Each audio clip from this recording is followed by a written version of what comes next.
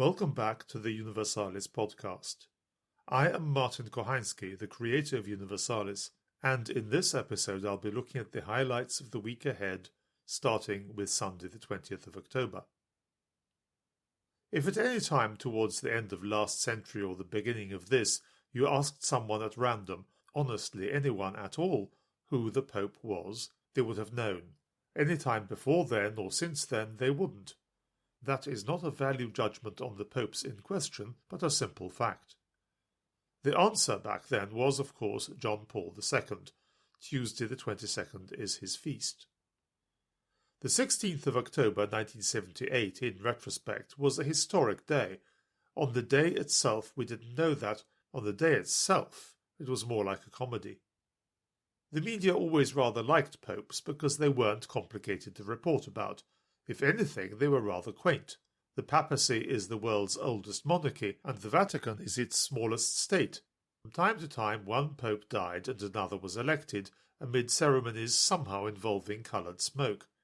A few years before, an elderly white-robed Italian cleric called John had died and been replaced with an elderly white-robed Italian cleric called Paul. Then, just that summer, Paul had died and been replaced with an elderly, white-robed Italian cleric, who with stunning originality called himself John Paul. Commentators said he meant something by it, but couldn't quite agree what. Actually, he called himself John Paul I. Nobody at all knew what that meant, not then anyway. Whether the new pope would have turned out to be anyone worth writing about, nobody knows. He died of a heart attack after only 33 days. There had been a summer conclave to elect that last pope. Now the world's media prepared to cover the autumn conclave to elect a new one. It was delightful to be in Rome again and eat delicious Roman food. There was no work to be done because everyone had his list of all the Italian bishops who had the right seniority and had done the right things and become archbishop of the right places, together with notes on each one's personality and his views on interfaith dialogue, world peace, and of course sex. So they would be able to report fully and authoritatively the moment the result was announced. They had all their scripts ready, it was just a question of which one to read. In the late afternoon of Monday the 16th of October, everything changed. Annuncio vobis gaudium maius, the voice rang out. I announce to you a very great joy. Habemus papam, we have a pope. And then came the shocking news. The new pope was not on anyone's list. The new pope was not even an Italian.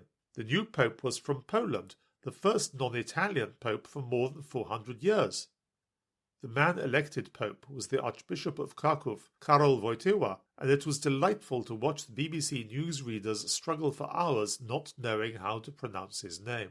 Never mind, they were going to get plenty of practice in the years to come. For the next 26 years, Pope John Paul II would not often be out of the news. He would never be far out of the minds of the world leaders who make the news. When he abolished religion, Stalin had once asked contemptuously, "How many divisions has the Pope got?" In the end, it turned out that the answer was, he has all of them. The fact is that the Pope's inaugural sermon on Sunday the 22nd marked the beginning of the fall of the Iron Curtain and the end of the Cold War. But that is just a detail of 20th century history. In the eyes of eternity, the permanent impact of the Pope began on his very first day, the 16th, because we saw on that day the cardinals had elected to the papacy not a clergyman, but a man. As a young man, Karol Wojtyła had done forced labour in the stone quarries, and it showed. From his youth he had endured experiences that would have crushed most of us, and that showed too. As a priest and then a bishop in a country officially dedicated to the suppression of Christianity, he had had to exercise more toughness each week than most of us have to exercise throughout the whole course of our lives. All these things showed. You only had to look at him. You looked at him, and whoever you were, you said to yourself, I ought to be more like this man. I'm spending a lot of time on something that doesn't even come in the history books. That's because it's more important than mere history. A barrier was broken here, a spiritual barrier. It was an invisible barrier put up by the devil. Christ did not come on earth to save good people. He came to save sinners. The people he was sent to were not highly educated scholars and intellectuals, but they knew how to look at a man and see what he was made of. It was his being, even before his teaching, that first made the crowds follow Jesus. To these very same people the new Pope was sent, that is, to most of us. He gave us the most important message of his papacy just by being. By being who he was, he showed that it was possible for real people to believe in God, someone like us to believe in God. God was not just for the diffident vicars in plays and films who are shocked when you say a bad word. God was not just for the churchy laymen who huddled together in little groups to talk about religion, a bunch of badly dressed losers. It was, after all, possible for us to believe in God and still be us. More than that, believing in God made us more ourselves, because faith is the only sure underpinning of one's personality that there is.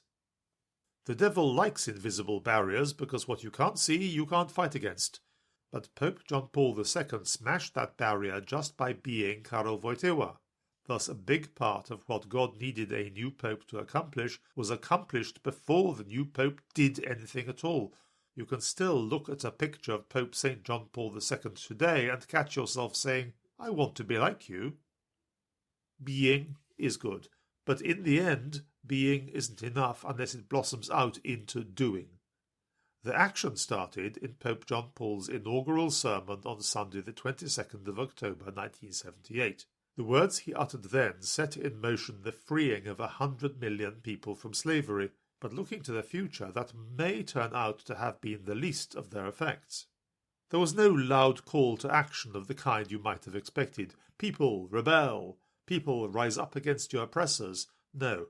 Instead, the Pope's sermon was an affirmation of the ultimate value of the human person and of human integrity.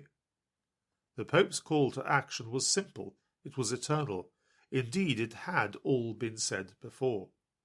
The Archangel Gabriel had said to Zechariah, Do not be afraid, and to Mary and Joseph, Do not be afraid, and to the shepherds, Do not be afraid. This Pope said to the people of the world, Do not be afraid. Welcome Christ and accept his power. Do not be afraid. Open wide the doors for Christ. Let Christ speak to man. Do not be afraid, for Christ alone knows what man is. If you have a nice, easy, safe life, this might all sound like general uplift, but if you live under oppression, every word strikes home. If you have seen a Roman wall, then you know how they are built. They are made of brick. The bricks the Romans used are strangely flat compared to ours. They are half the height of ours, or even less. But out of these little things, the Romans built walls that have lasted 2,000 years. The wall of totalitarianism is built on little bricks of fear. One of the Pope's biographers gives a good example. Think of a greengrocer who, along with his delivery of apples and onions and cabbages, receives a big banner to put in his window saying, The party is the vanguard of the people. Does he believe what it says? No. Does he put it up? Yes. It's not so much that he seriously thinks that he'll get a brick through the window if he doesn't, but someone will notice. Someone will notice that he exists. There will be a file. Other pieces of evidence will be put together. Then, somehow, when his child needs a good school, there won't be a place, or when he needs permission for his outdoor displays of fruit, the permit will be strangely delayed. And all for what? All for a bit of paper. So let's put it up and have done with it. Everyone who knows you will know that you don't mean it. They will understand that you have put it up as an act of conformity, a visible way of making yourself invisible. All the same, what you have just done is a lie. It has you proclaiming something that you do not believe. And your little lie is a little brick, which when added to the equally little lies of everybody else in the country, builds a high wall round a society in which everything is a lie. It is a place where a speech act is never intended to communicate something, to ask a question, start a conversation, only to make a gesture because you thought it was safer to make it. It's not that free speech in a state of this kind doesn't exist. Speech itself does not exist. And this is how the oppressive regimes east of the Iron Curtain were built up, brick by brick, by the inhabitants themselves, out of little individual bits of fear. All the Pope had to say was, "Do not be afraid," and the solidity of those bricks was gone. They were only ever an illusion. I'm not saying that the risks of not fearing weren't real. They were very real indeed. The result of not lying could be losing your job or having your children excluded from school. But still, the Pope could say from his long experience of living under occupation and totalitarianism himself and surviving them and fighting for human integrity, do not be afraid. He was not someone comfortably standing outside the fence preaching courage to those within. He had been in there. He knew. The Cold War has been presented as a clash of ideologies. It wasn't. There is nothing ideological about valuing integrity. There is nothing ideological about risking everything to regain it.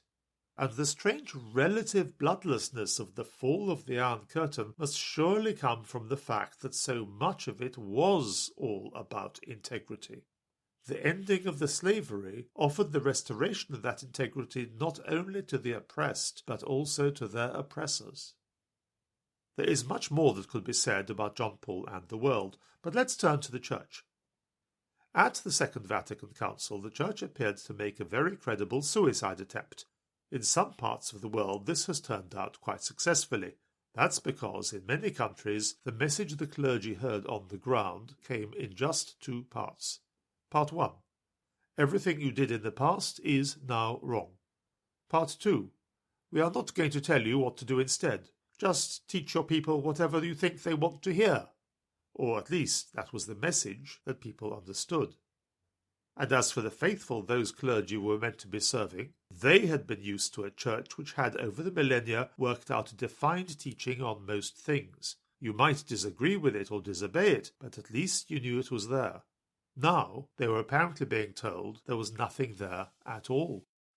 Karol Wojtyła never thought of the council as something that would finish its work and breathe a sigh of relief, and that was the end of it.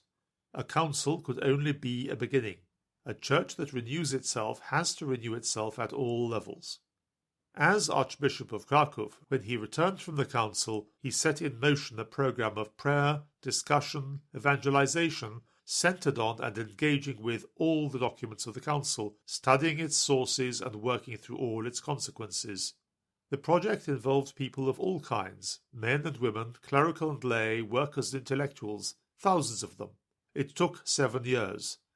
It was not just the conclusions of that whole process that matters, it was the process itself, because people used their minds. People understood. If you think that sounds a lot, well, if you want to be renewed, you need to do the work. Any personal trainer will tell you that. If you want to be renewed, you need to do the work.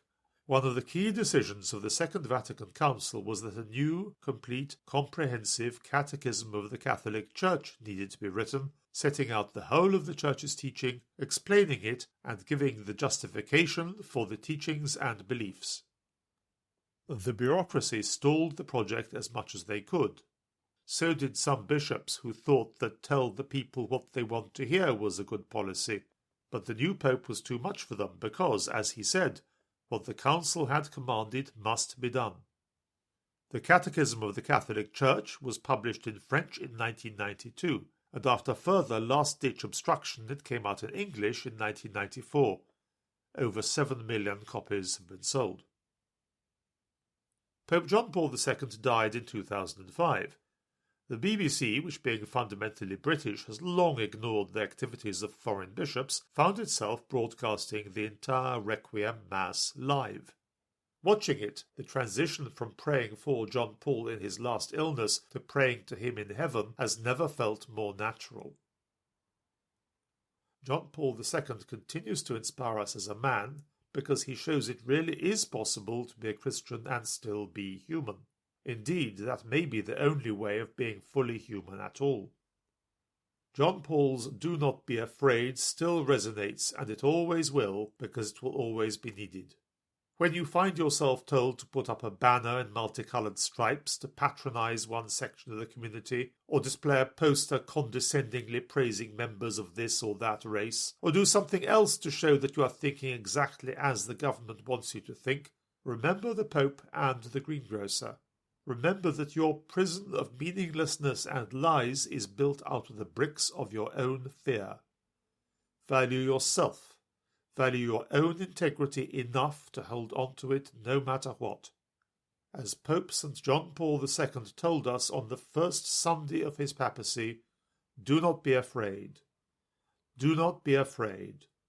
Do not be afraid. That's all for this week. If you'd like to write to us about anything, send an email to universalis@universalis.com. We look forward to hearing from you. Have a good week in every sense, and let's pray for one another.